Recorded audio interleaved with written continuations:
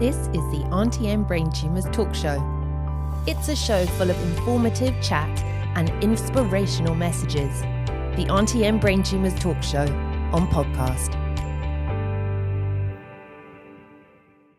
Hi, my name is Israh Jan Parker, and in 2022, I was diagnosed with Petroclival Meningioma. So thank you for having me back, Claire, and also to have this opportunity to speak about this middle place after a brain tumor operation. I want to talk about the fear of the unknown.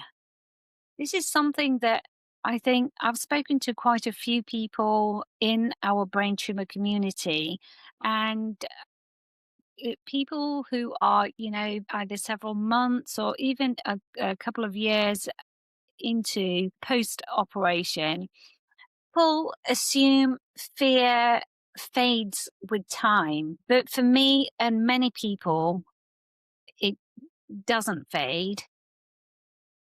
For me, it's evolved. So at first, it was a fear of dying. Now, for me, it's the fear of living fully. I want to do things, but I don't, because I don't know if I plan something in advance. Is it going to happen or not? It's the fear of the next scan as well. I regularly have this Scanxiety. Someone recently said to me, "Oh, you must be used to going for scans." And yes, I am. I'm very used to going for scans. I'm used to, the equipment, the people who meet and greet me, the whole process, but it just doesn't remove the fear that you have. Has my tumor grown? Has it changed? Is it going to, will I need another operation?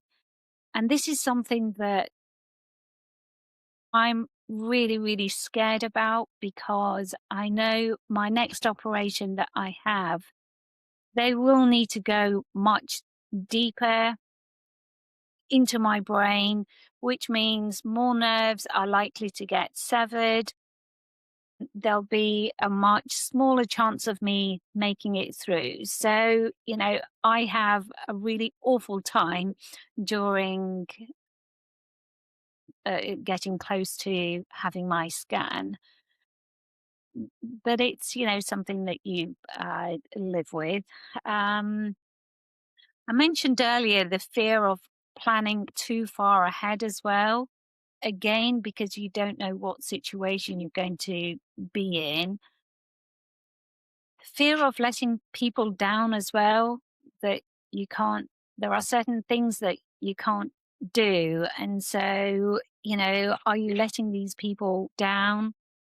And for me, I've had to give up my job because I wasn't able to focus on it. It fatigued me too much and was affecting my health. And so now what I'd like to do is try building a coaching business.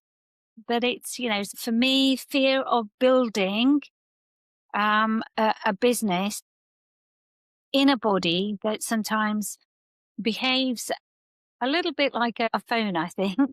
When sometimes you put your phone on charge overnight and you wake up and it's still stuck on 3%. So I sometimes feel that that's how my body is. But despite all those fears, I've learned to walk with my fear. So although there is this fear constantly with me anyway, I feel like I have now learned to not control that fear, but walk with the fear. So rather than drive everything that I do. So fear takes the passenger seat and I'm in the driving seat. And basically, I've just got to not allow the fear to touch some of the buttons, like the radio controls or whatever. So that's how I view it. So 3 years on, I'm not the person I was. So the person that I was, I was a very energetic business person. I worked for the Chamber of Commerce. I also a lecturer. I was, a fun mom. I squeezed so much into my day. I would go to the gym. I was a governor, school governor and I also really enjoy learning, new skills. I used to participate in so many things, go to exhibitions, fashion shows, plays, etc. Mm, and so now, the tumor has changed me. No one prepares you for what life will be like after a brain tumor. I think I'm someone wiser, someone who's a bit soft with myself. I think I used to always be thriving to get involved in so many different things and didn't really stop much. But now I understand the, value of boundaries, rest, and also saying no without guilt. And to be honest, I don't mind this version of me at all. The thing that I'm learning to understand and focus on is fatigue.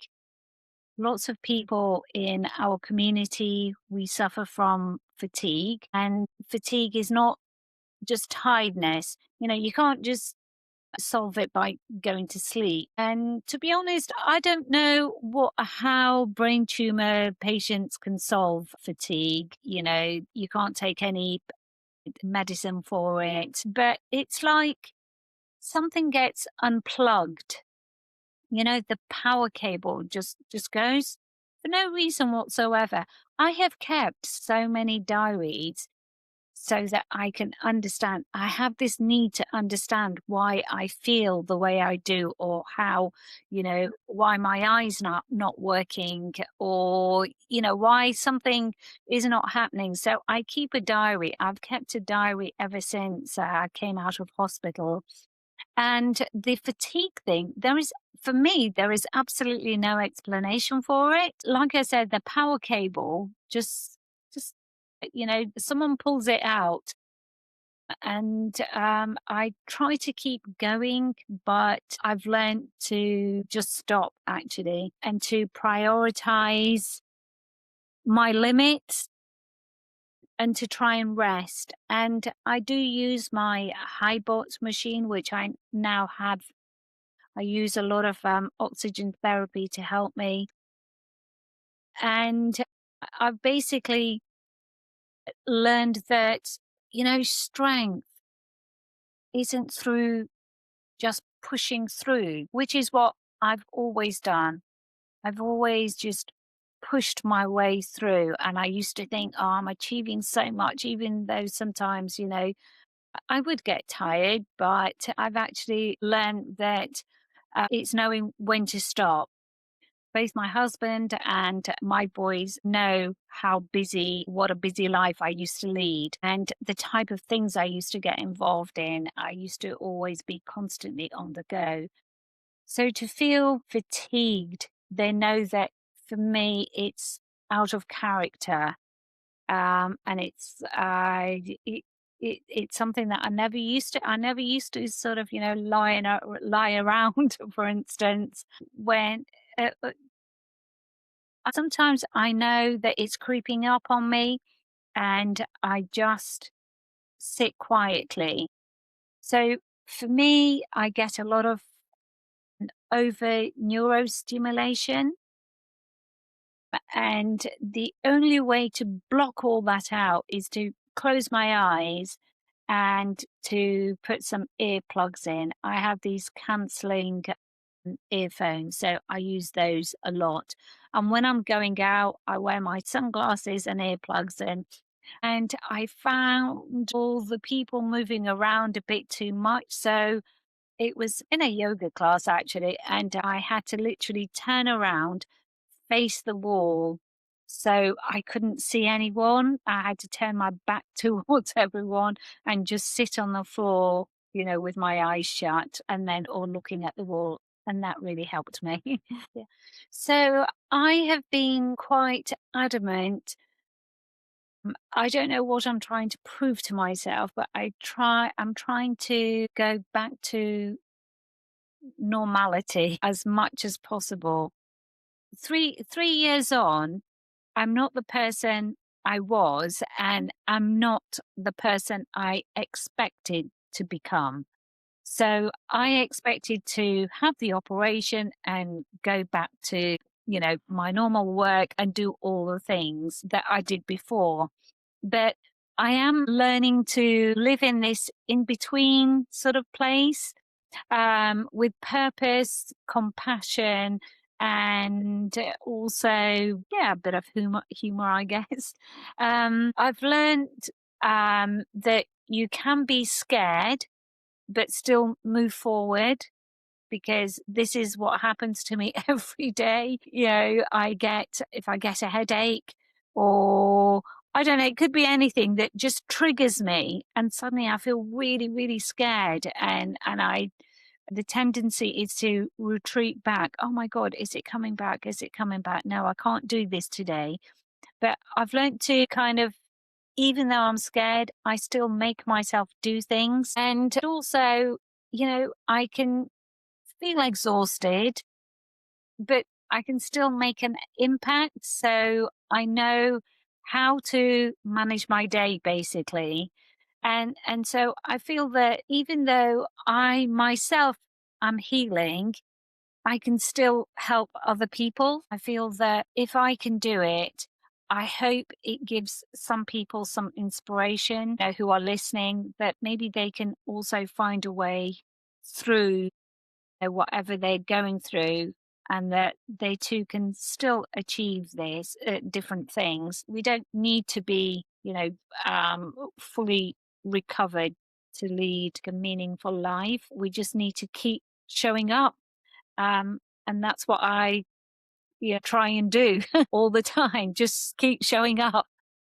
Thank you to Molly and Mel. Their podcast is absolutely, amazing. The brain cancer justice people, that group, I just love them to bits. They are doing so much at the moment to help our community. There are so many people I can mention actually in our community that are moving things, but also, the charities like the Brain Tumour Charity, Brain Tumour Research, but there are so many charities. So we are all moving in the same direction and we all want the same thing. So I really hope that all this effort is going to bring a change that's going to make things a lot easier for people who have been told you have a brain tumour. This is the Aunty and Brain Tumours talk show. It's a show full of informative chat and inspirational messages. The Aunty and Brain Tumours talk show on podcast.